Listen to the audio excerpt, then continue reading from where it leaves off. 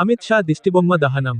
మహబూబ్నగర్ జిల్లా గండీడ్ మండలం వెన్నాచేడ్ గ్రామంలో కేంద్ర హోంశాఖ మంత్రి అమిత్ షా పార్లమెంట్లో డాక్టర్ బాబాసాహెబ్ అంబేద్కర్ గురించి అవమానకరంగా మాట్లాడినందుకు వారిని వెంటనే కేంద్ర హోంశాఖ మంత్రి పదవికి, పార్లమెంట్ సభ్యత్వానికి రాజీనామా చేయాలని డిమాండ్ చేస్తూ అంబేద్కర్ యువజన సంఘం, భీమ్రావ్ రాంజీ యువజన సంఘాల ఆధ్వర్యంలో అమిత్ షా దిష్టిబొమ్మను దహనం చేశారు.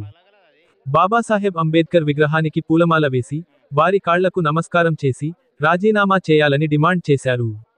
దళిత బహుజన సంఘాలు డిమాండ్ చేస్తున్నామని తెలిపారు.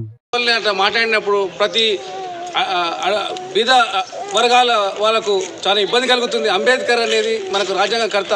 అటువంటి అంబేద్కర్ను ఇలా దూషించడం మంచిది కాదు. ఆయన వెంబడే నైతికంగా రిజైన్ చేయాలి, పార్లమెంట్ ఎంపీ దానికి రిజైన్ చేయాలని కోరుకుంటూ ఈరోజు అమిత్ షా గారి దిష్టిబొమ్మను తగలబెట్టడం జరుగుతుంది. జై భీమ్. రకంగా కొలిస్తే 7 జన్మలకైనా కూడా ఆయన స్వర్గం దొరుకుతుంది అని ఆయన అవమానకరంగా మాట్లాడినందుకు వారిని వెంటనే కేంద్ర హోంశాఖ మంత్రి పదవికి, మరి అదేవిధంగా పార్లమెంట్ సభ్యత్వానికి వారు రాజీనామా చేయాల్సిందిగా మేము ఈ యువజన సంఘాల ఆధ్వర్యంలో వెన్నచేడు గ్రామంలో గండీడ్ మండలంలో డిమాండ్ చేస్తూ ఉన్నాము. అయితే ఈ కారణంగా మనందరినీ ఈ విధంగా అనగదొక్కడానికి ఈ విధమైన వాళ్ళు ప్రోగ్రామ్స్ కానీ వాళ్ళు తీసుకున్న నిర్ణయాలు కానీ చట్టసభల్లోనే డాక్టర్ బాబాసాహెబ్ అంబేద్కర్ గారికి అవమానం జరిగింది. ఎందుకంటే రాజ్యాంగాన్ని రచించిన రాజ్యాంగ కర్తకే ఈ విధంగా అవమానం జరిగితే సామాన్య జనాలకు ఎట్లా ఉంటుంది? సగటు భారతీయుని పరిస్థితి ఈ భారతదేశంలో ఏ విధంగా ఉందో మనందరం గమనించాల్సిన అవసరం ఉంది. ఎందుకంటే చాలామంది ఏదైనా మాట్లాడితే దాన్ని కాంట్రవర్సీ చేస్తూ ఉన్నారు. సరే, వారు అన్న మాటనే భగవంతుని కొలుస్తూ ఉన్నాం, ప్రతి ఒక్కరు నమ్మకం ఉండొచ్చు. కానీ ప్రతి భారతీయుని తలరాత మార్చింది, మన అందరి బతుకులు మార్చింది కేవలం డాక్టర్ బాబాసాహెబ్ అంబేద్కర్ మాత్రమే ఈ దేశంలో ఉన్నాడన్న విషయాన్ని మనందరం గుర్తు చేసుకోవాల్సిన అవసరం ఉంది.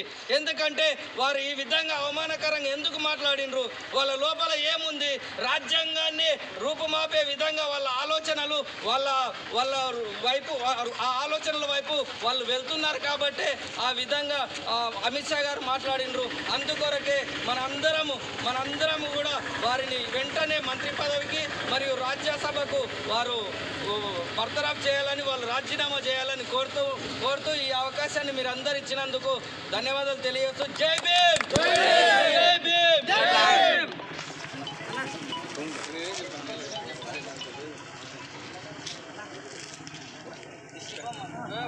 రకంగా కొలిస్తే 7 జన్మలకైనా కూడా ఆయన స్వర్గం దొరుకుతుంది అని ఆయన అవమానకరంగా మాట్లాడినందుకు వారిని వెంటనే కేంద్ర హోంశాఖ మంత్రి పదవికి, మరి అదేవిధంగా పార్లమెంట్ సభ్యత్వానికి వారు రాజీనామా చేయాల్సిందిగా మేము ఈ యువజన సంఘాల ఆధ్వర్యంలో వెన్నచేడు గ్రామంలో గండీడ్ మండలంలో డిమాండ్ చేస్తూ ఉన్నాము.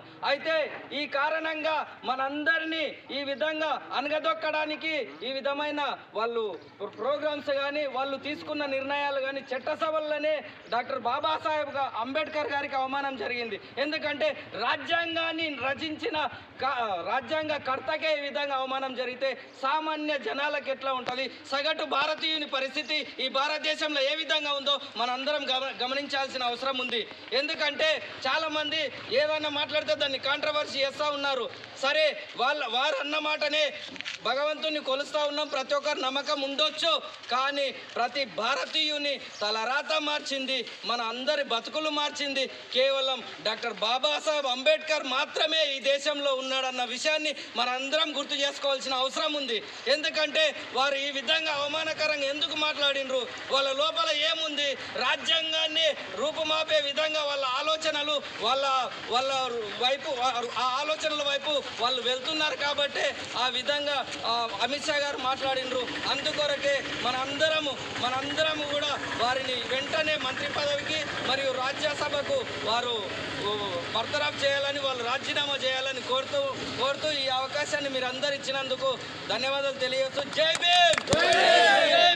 జై భీమ్.